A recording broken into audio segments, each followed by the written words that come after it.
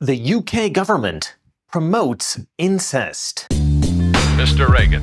The first time I heard about the Muslim incest problem in Britain was from Gavin McGuinness. Especially with immigrants in Britain, like the Pakistanis in London, they'll have all kinds of serious inbreeding problems because that's an even smaller sample size you're dealing with. Strap yourself in for this.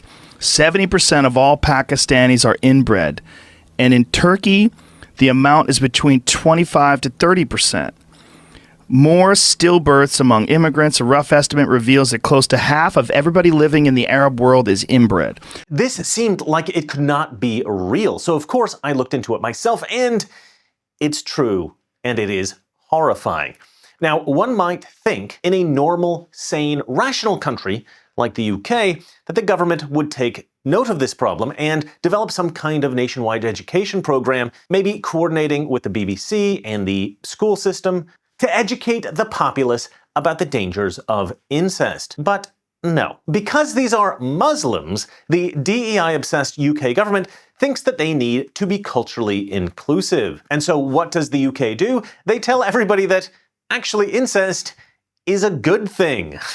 The UK's National Health Service just told British citizens that marrying your cousin is fantastic. They've recently published official guidance claiming first cousin marriages offer, quote, stronger extended family support systems and economic advantages. Now, to be clear, children born of incest between first cousins, that doubles the risk of birth defects. Now, think about that for a moment. Your government's health service, the people supposed to protect your well-being, are telling you that banging your cousin is economically advantageous. Now, I understand that when you flood your country with people of a completely different culture, you're going to get some unexpected and weird stuff. But your next move should not be to try to get your native people to accept the weirdness. Your next move should be to educate the immigrants. You say, we don't do this here.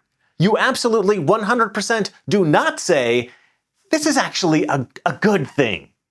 You don't do that. But that is exactly what the NHS did. They literally equated the genetic risks of marrying your first cousin to a white woman having a baby after age 34, as if somehow the natural process of aging is somehow the same thing as hooking up with your cousin. Melissa Chen stated on X, to what lengths will the UK go to maintain the illusion that all cultures are equal? The NHS, in releasing guidance claiming that cousin marriages can actually be a good thing and downplaying the health risks, completely undermines its own mandate and reveals its total ideological capture. Somehow you just know that if it were white people marrying their cousins in Appalachia, they would be called mentally deficient inbreds. But because it's the preferred marginalized group, Muslims, the NHS opts to extol the benefits of marrying cousins, such as, quote, stronger extended family support systems and economic advantages. And this is not a fringe issue. The National Child Mortality Database shows 73 infant deaths linked to cousin marriages versus only 27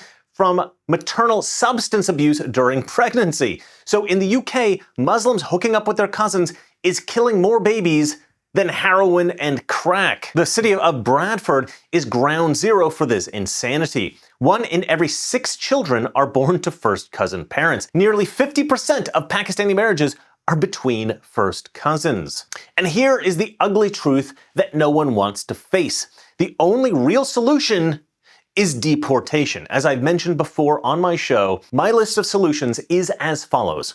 Deport the illegals, deport the legal immigrants who commit a crime along with their entire families, eliminate all welfare benefits for immigrants, even legal ones, ban mosques, and require every UK restaurant to cook everything in bacon. The last one is a joke, of course, but the rest of them I truly believe. The institution of these changes is the only way to save Britain at this point. And this is critical because indulging in this cultural enrichment is not only destroying British culture, it's going to bankrupt their National Health Service, because this cultural phenomenon is actually far more severe than you probably imagine.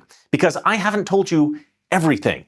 I'll get into that in one moment. First, of course, I have to sell you something. We are witnessing a generational decline in men's testosterone levels, driven by poor lifestyle habits, diet, and environmental toxins. The result? Low energy, diminished strength, mood swings, and a loss of that spark that makes you feel like you. That's why thousands of men are turning to Man's Edge from Neutronics Labs, a natural testosterone support formula powered by fenugreek, IGF-1, nitrogen dioxide, and more. Studies show fenugreek can boost testosterone by up to 46% with 98% absorption. Man's Edge delivers results that powders and pills can't match. And here's the best part. When you join their auto-ship program, you'll get a free bottle of IGF-1 Plus. Together, Man's Edge and IGF-1 Plus are the ultimate stack. It boosts stamina, recovery, and vitality. Even Frank Stallone makes it part of his daily routine. Reclaim your energy, reclaim your edge. Go to neutronicslabs.com/Reagan and use the code Reagan for an extra 10% to your first order. UK doctors are treating children with spinal muscular atrophy, metabolic disorders, and other degenerative diseases from repeated cousin marriages. But doctors won't speak up because they are terrified of being called culturally insensitive. Data Republican explained the real problem in a post on X. She wrote, "Apologists argue that a single cousin pairing carries only a small risk of recessive genetic disorders. What they overlook is that these marriages usually occur in cultures where such unions have been repeated for endless generations. Their family tree shape is not the same as that of native Europeans." That is true. However, in cultures where inbreeding is encouraged, like with the Pakistani Muslims in Britain, the risk of birth defects is not actually compounded with every successive generation. Rather, it plateaus at about 15% because the human genome is pretty resilient. Still, 15% is really, really high. And this is not a new thing. The Pakistani Muslims that do this in Britain, they've been doing it for countless generations, thousands of years. This is an ancient tradition completely entrenched in the culture. So here's the really harrowing thing. According to my research, it takes between 5 and 10 generations to hit that 15% peak birth defect likelihood. For the cultures that practice this kind of inbreeding, they are way past that. This cultural practice needs to end. Aisha Ali Khan, who refused an arranged first cousin marriage in the 1990s in Bradford, she lost 3 siblings to genetic conditions from her parents' inbreeding.